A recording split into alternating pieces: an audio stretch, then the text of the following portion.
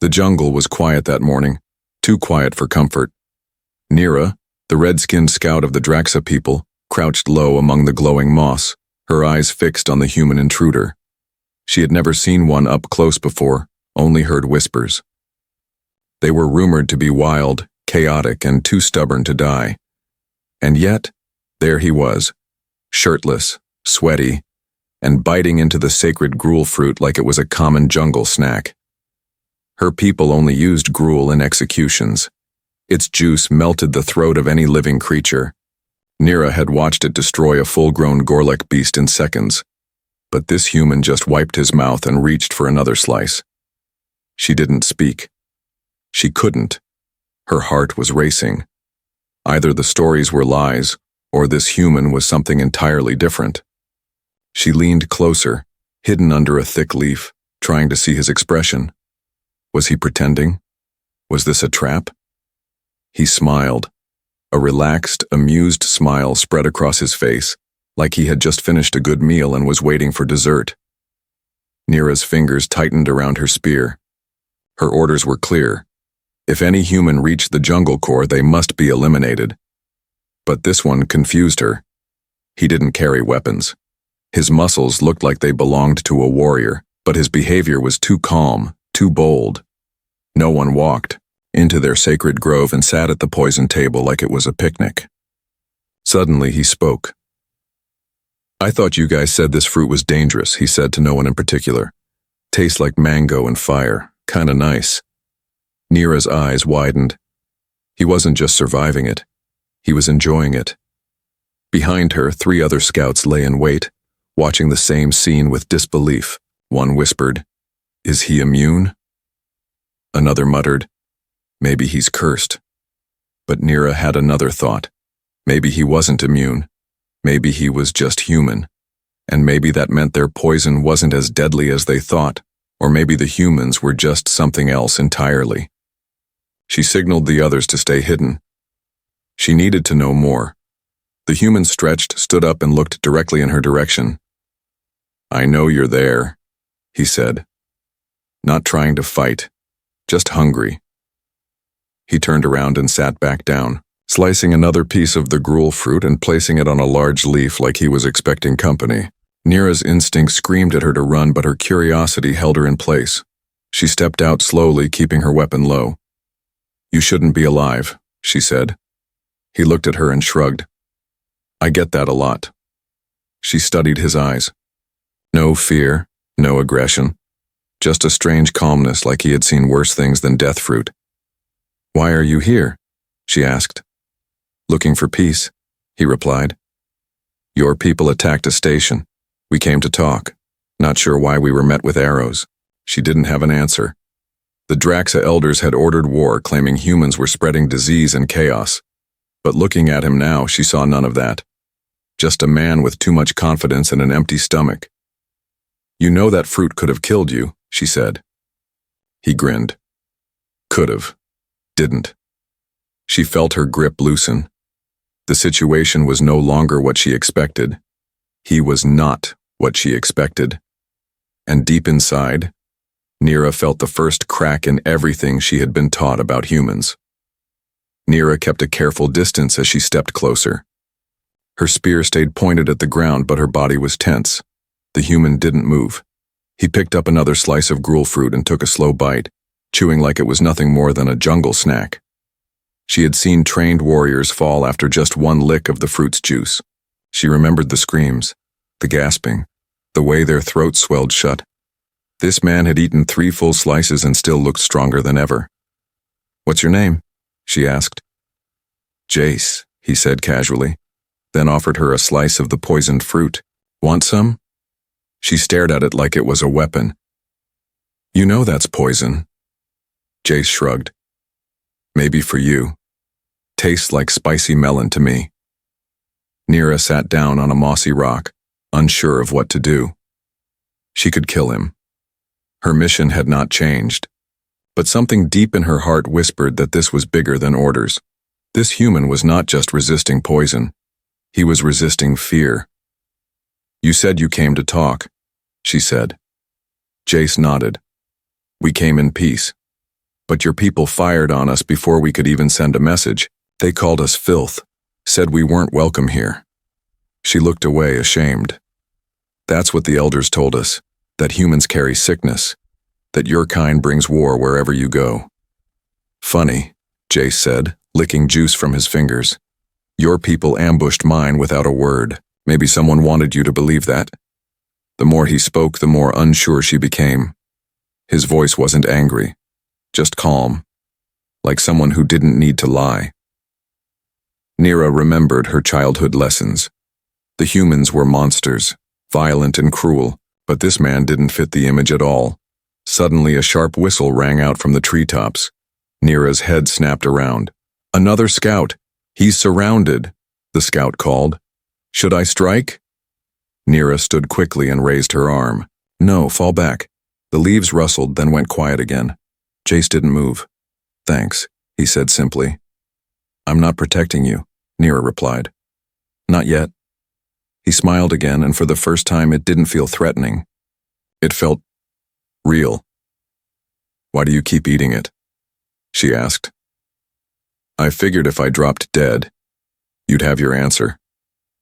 But if I didn't, maybe you'd start to question the story." That hit her hard. She had trained to be a killer. She believed the mission was clear, but now her certainty was slipping away. "Your people won't listen," she warned. "They won't believe you're peaceful." "Maybe," Jace replied. "But I'll still try. I'm not here to hurt anyone." Nira looked down at the fruit again. She remembered her brother. He had eaten it once, tricked by an enemy. His body didn't last 5 minutes. And yet this man had eaten half a melon and was still cracking jokes. "What are you made of?" she whispered. Jace looked up at the glowing trees. "Something your poison can't break, I guess." A long silence passed between them.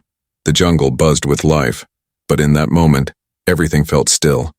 Nira knew she should leave, return to her unit, report what she saw. But if she did, they would kill him. No questions asked, and something in her chest tightened at the thought. Night fell fast in the jungle. The glowing trees cast soft blue light across the clearing, making the air shimmer like mist. Nira had not returned to her camp. Instead, she stayed hidden in the shadows, watching the human named Jace build a small fire with practiced ease. He was humming. Not loud, just a soft, calm sound, like he wasn't in the middle of enemy land. He didn't even carry a weapon. That fact alone made Nira more uneasy than if he had been armed. She dropped from the branch and stepped into the clearing. Jace didn't flinch. "You're still here," he said. "You're still alive," she replied. He chuckled and held out a fruit she didn't recognize. "Don't worry, this one's safe, I think." She didn't smile. Her thoughts were heavy. If the others found out she hadn't killed him yet, she'd be labeled a traitor. And if she returned now, they'd assume the human had tricked her. She'd be removed from the scouts or worse. But the real problem was deeper than duty. She was starting to believe him. Jace poked at the fire and looked up. "Do you always follow orders without question?" "That's what makes us strong," she said quickly. "We trust the elders." He nodded, but not in agreement. "We used to do that too, until one of our leaders sent thousands to die for a lie." Her skin chilled. "What lie?" "That the enemy was preparing to invade. Turned out they were just building farms. We attacked first, and they never even fought back." Nira sat down slowly. Her hands trembled without reason. She had been raised to believe her people were protectors, warriors of honor, but something inside her had started to rot the moment she saw Jace eat the poison. "What if everything we know is wrong?" she whispered. Jace tossed a stick into the fire. "Then maybe it's time to ask the right questions." A howl echoed from deeper in the jungle. Nira jumped to her feet, spear ready. Jace stood too, not afraid, just alert. "Friend of yours?" She shook her head. "No, that's a stalker beast. Night hunter." He looked around calmly. "Fast?" "Very." "Big?" "Huge." He rolled his neck and looked almost amused. "Guess we'll find out if your jungle's deadlier than your fruit." Before she could warn him, Something large moved in the shadows. A massive shape stepped into the blue light. It had 6 legs, black fur, and glowing eyes. Its jaws dripped with thick silver saliva. Neera raised her spear. Jace picked up a stick. "That's not going to help," she said. He grinned. "Not unless I cook it first." The stalker growled and lunged forward. Neera threw her spear, hitting the beast in the leg. It screamed and spun, now enraged. Jace didn't run. He sidestepped, grabbed a burning branch, and shoved it into the Esol creature's face. The flames made it recoil. Neera ran to retrieve her spear. "You're insane," she shouted. "Maybe," Jace yelled back, "but at least I'm not dinner." Together they circled the beast. Neera darted in, cutting its side. Jace slammed another burning branch across its back. The creature let out a roar and finally bolted into the trees, wounded and angry. They stood in silence, panting. "You're not just a survivor," she said. "You're something else." Jace sat down and wiped sweat from his brow. "I'm human. That's usually enough." This time Neera didn't argue. She sat beside him, her eyes still on the jungle. Something had changed inside her, and she wasn't sure if she could go back to who she was before. Morning light broke through the jungle canopy, casting golden beams across the damp forest floor. Birds with glowing feathers sang high-pitched songs, and insects buzzed softly in the distance. Neera hadn't slept. Her thoughts had tangled in the quiet hours after the fight. Jace was already awake, stretching beside the ashes of their fire. He looked like someone used to waking up in strange places. He glanced at her and smiled like they were friends now. She wasn't sure what they were. "You should leave," she said without turning toward him. Jace rubbed his beard. "Why?" "Because if my people find you, they'll kill you. And this time I won't be able to stop them." He didn't seem surprised. "Let them come. If I run, they'll see fear. I want them to see truth." Neera turned sharply. "They don't want truth, they want proof that humans are monsters. You surviving the gruel fruit is a threat to their story." He nodded slowly. "That's why I'm staying." She stared at him, confused. "You're risking your life for what? Peace?" "No," he said. "For understanding. Peace comes after." She hated that it made sense. Every day she had been told the same thing. Humans are poison. Humans destroy. But now, this one had survived their poison, fought beside her, and treated her like an equal. Something cracked deeper in her chest. Footsteps rustled in the trees. She froze. Jace stood and whispered, "Friends of yours?" "No," she replied. "My commander." 4 Draxxa warriors appeared from the shadows, armored and silent. In front of them stood Commander Solon, tall and cold, his green eyes glowing under the sun. "Neera," he said with a harsh tone. "Step away from the human." She didn't move. "Now," Solon repeated. Jace raised his hands slowly. "Not here to fight." Solon ignored him. "You're under orders. Step away." Neera's breath shook. "He's not the enemy," Solon growled. "He ate the sacred fruit and lived. That alone is blasphemy. He's a threat. He's proof," she said. "Proof that we've been lied to." The warriors behind Solon shifted uncomfortably. One of them, a young soldier named Vex, looked unsure. Solon took a step forward. "You've been corrupted, Neera. This human tricked you." "No," she said firmly. "He didn't try to kill me. He didn't run. He faced a stalker beast beside me. He's more honorable than half the warriors I know."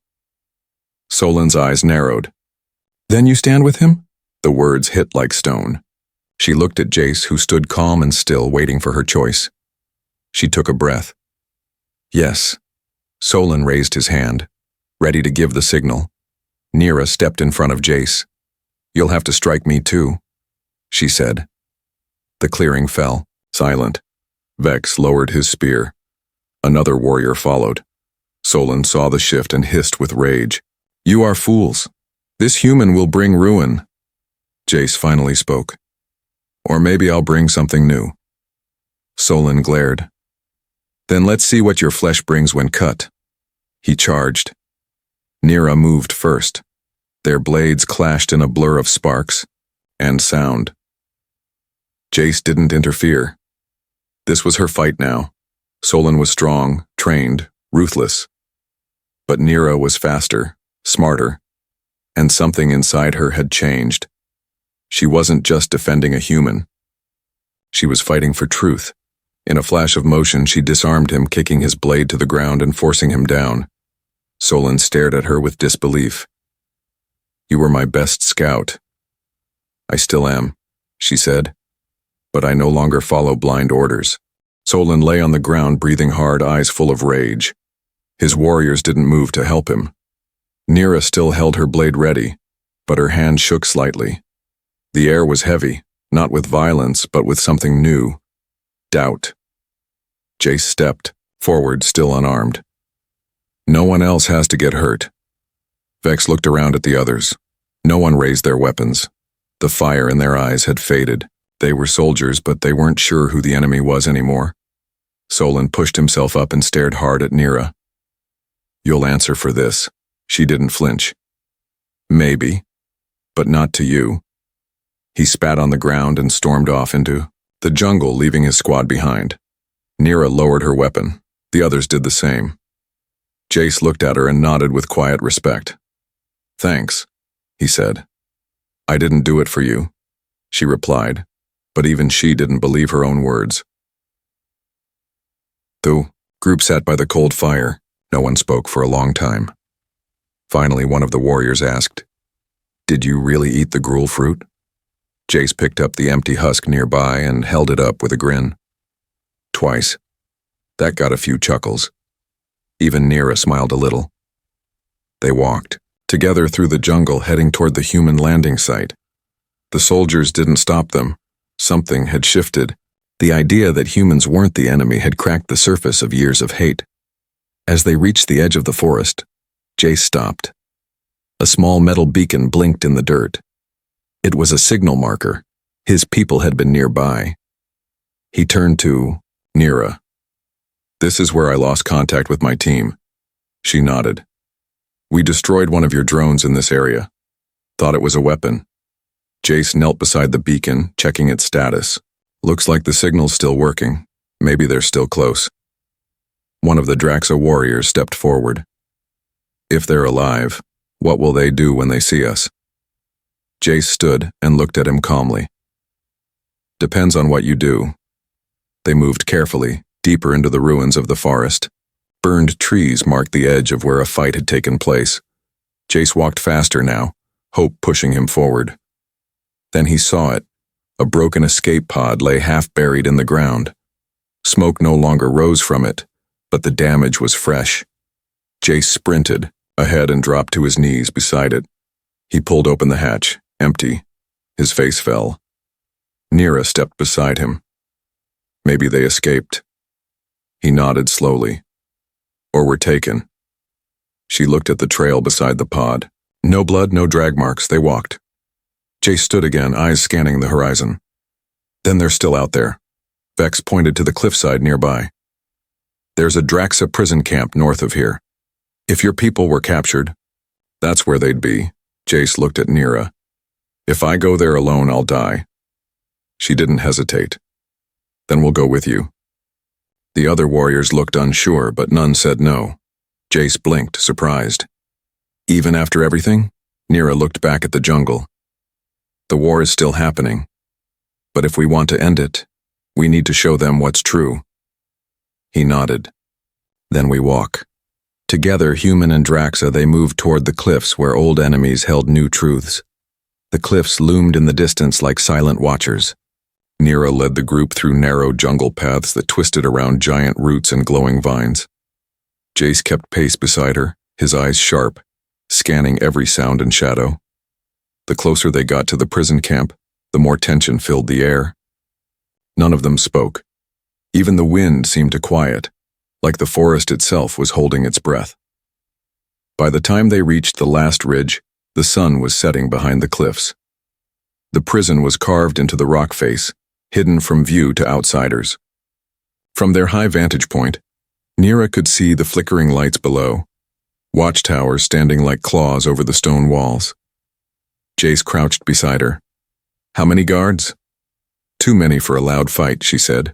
But maybe not too many. For a quiet one. Vex joined them. I know a path through the waste tunnels. Old drainage shafts. Not guarded, but tight and dark. Jace nodded. Dark is fine. As long as we get in. They waited for nightfall. Under the stars, they slipped into the tunnels. The air was cold and damp, and the walls were slick with moss. The passage twisted like a snake, narrowing until Jace had to crawl on hands and knees. Finally, they reached a metal grate. Nira signaled to wait, then listened. No footsteps.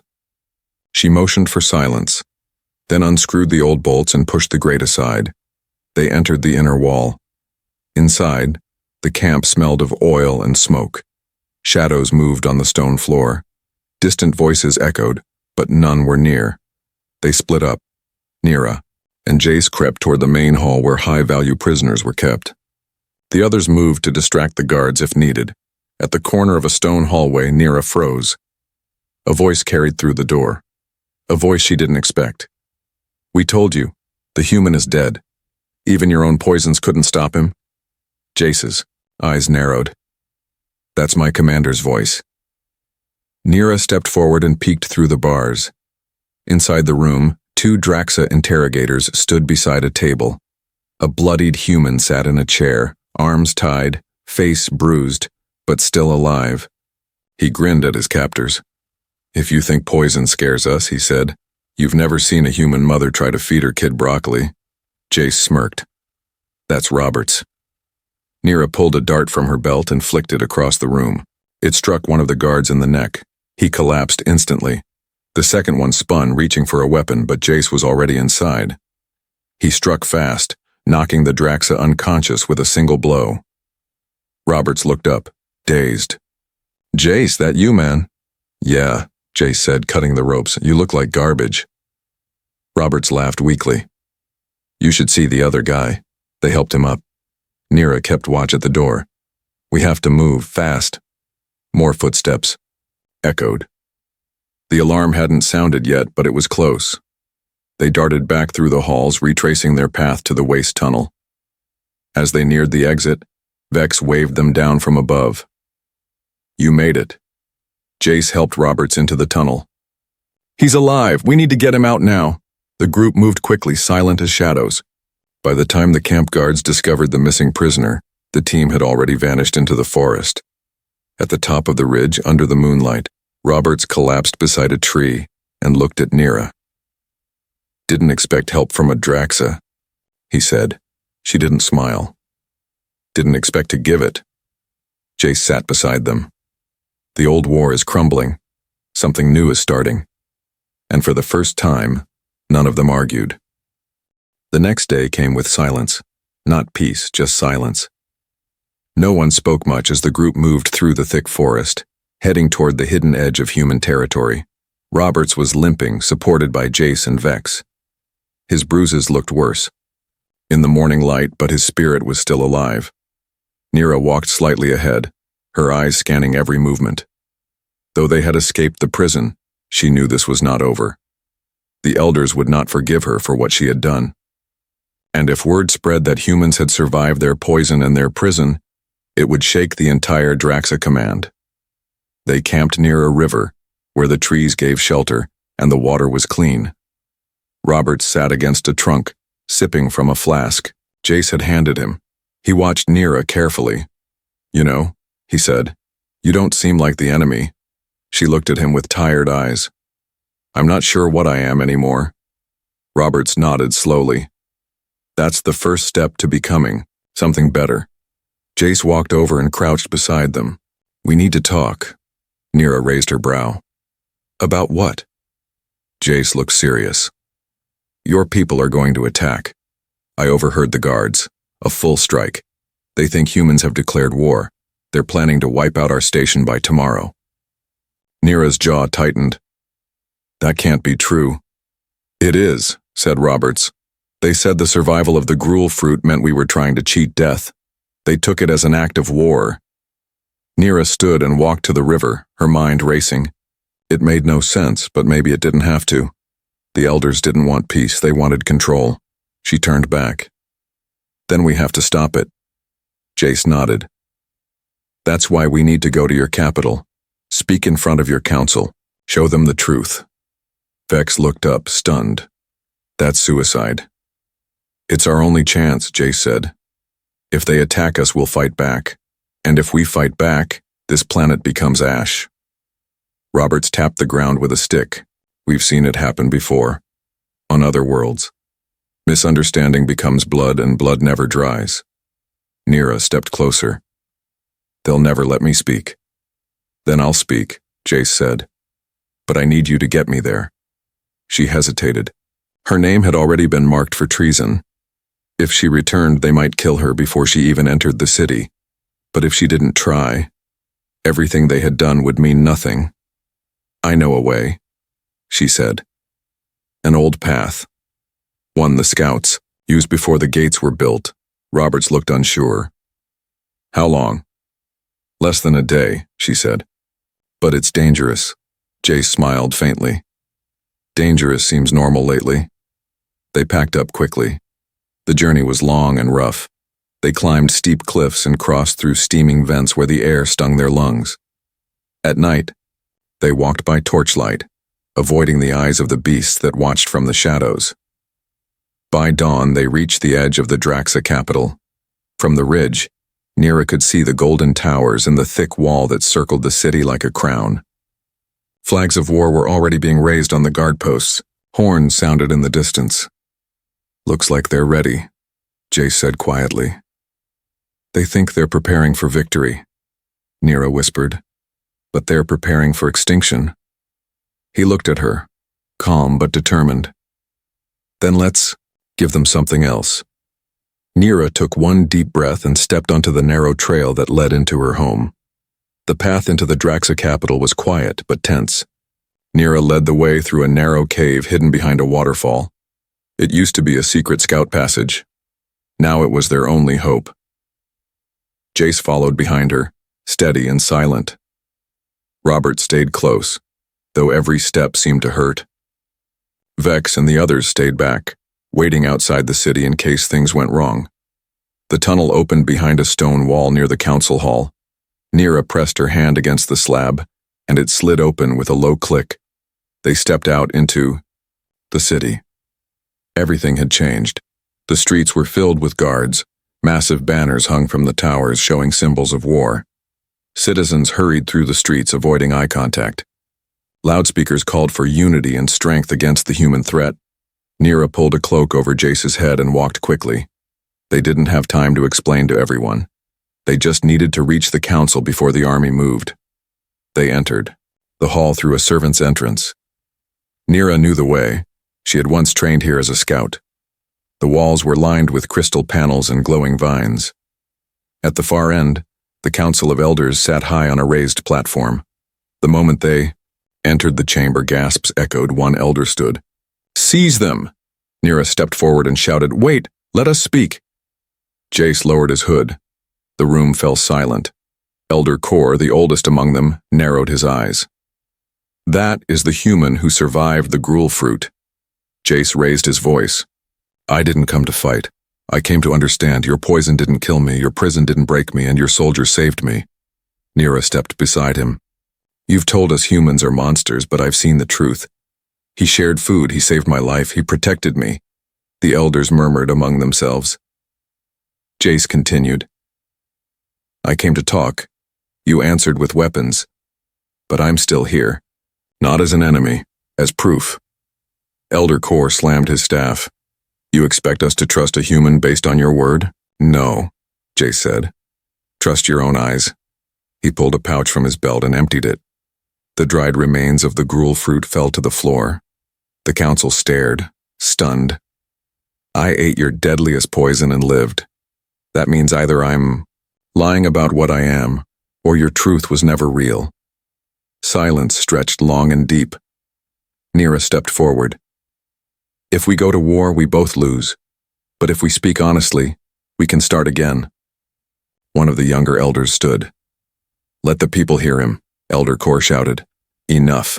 The law says we destroy threats. The human must die. But he was no longer in control. Vex and the others entered the chamber behind them, weapons lowered, faces calm. We've heard enough lies, Vex said. Let the truth speak. The council members argued, but the wave had shifted. For the first time in memory, warriors refused to follow blind orders. Citizens gathered outside the hall, listening as Jace stepped forward and spoke again. This time, not as a stranger, as a voice of reason. Hours passed. By nightfall, the banners of war came down. The human ships were recalled before they launched missiles. The Draxxa army stood down. And in the city square, both species watched as Nira and Jace stood side by side beneath a flag that held both of their emblems together. Not everyone was ready for peace, but enough were. And that was how the war that almost began was ended. Because one human dared to eat what was meant to kill him and asked for more.